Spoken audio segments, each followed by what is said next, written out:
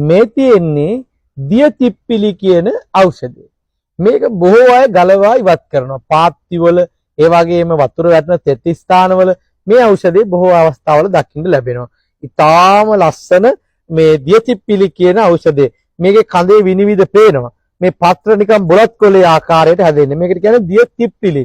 ඉතින් මේ දියතිප්පිලි වලින් මහා පුදුම රෝග ගොඩක් හොඳ කරන්න පුළුවන්. අද අපි කියලා දෙන්න බලාපොරොත්තු වෙන්නේ මේ දියතිප්පිලි වලින් හොඳ කරගන්න පුළුවන් අම්ල පිත්ත රෝගය. විශේෂයෙන් ආතරයිටිස් වේදනාව තියෙන රෝගීන්ට මෙන්න අපි කියනවා මේ ඖෂධය පාවිච්චි කරන සලාදයක් විදිහට හදලා ආහාරයට ගන්නත් පුළුවන් මේ දියතිප්පිලි.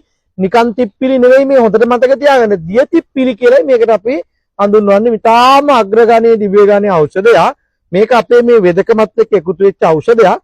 අපි මේක භාවිතා කරන එක බෙහෙතක් කියලා දෙන්න. මේ දියතිප්පිලි අරගෙන මිටක් විතර කොටා ඉස්ම අඬුකෝප්ප භාගයක් ඔබට දවස් 7ක් උදේට බොන්න පුළුවන් නම් අම්ල පිත්ත රෝගයයි ආතරයිටිස් වලටයි ඔබට සුවයක් ලබා ගන්න පුළුවන් අද්දුටුවත් බෙහෙතක් කියලා අපි ඔබට හඳුන්වලා දෙන්නේ. මේ විශ්මිත විශ්ව කර්ම වෙදහාමුදුරුවෝ හඳුන්වා දෙන එක බෙහෙතක් අත් බෙහෙතක් මේ.